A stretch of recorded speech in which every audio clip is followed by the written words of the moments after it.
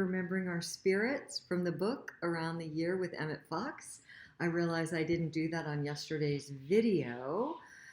However, for the few of you who have been joining me throughout this year that I know grows exponentially in the near future, I am grateful, and you know the book that we're reading from. October 6th, 2023. No buts. When the devil has been unmasked a number of times, his final refuge seems to be the harmless looking word but. Students of the teachings of Jesus Christ, who would not be deceived by any of the familiar devices, constantly surrender these principles and therefore their demonstration to the little word but. Of course, I know that God is the only power, but. Of course, I know that God is omnipresent, but. Of course, I know that God is love, but. Of course, I know that there is no hurry because I am in eternity, but. Of course, I know that John or Mary must be living expressions of God, just as I am, but. If truth is true, there are no buts. If truth is true, there are no buts.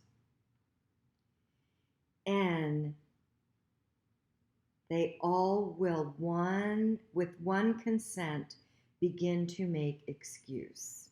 Luke 14:18. Wow. I really, really like that. One thing I do practice is being an excuse-free zone. And it has really, really been a gift. I was simply a walking excuse for decades prior to my near-death experience in 1993 and becoming sober-free or being I'm tripping over my words. In addition to choosing to live alcohol-free in 1995, I was just a walking excuse. It is so true. It is so true. That's why the love within us is what we are to seek for. Seek for the love within you.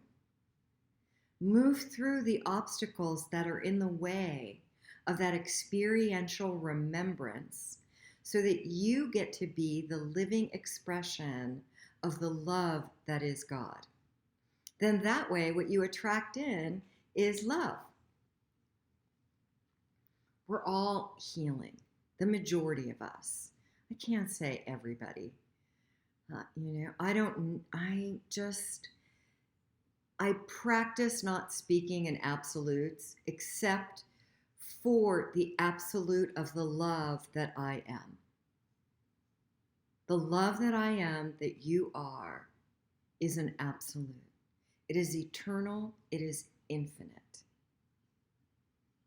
And when we live from that place, we co-create brilliance and productivity and healing and products that are of service and benefit the greater good.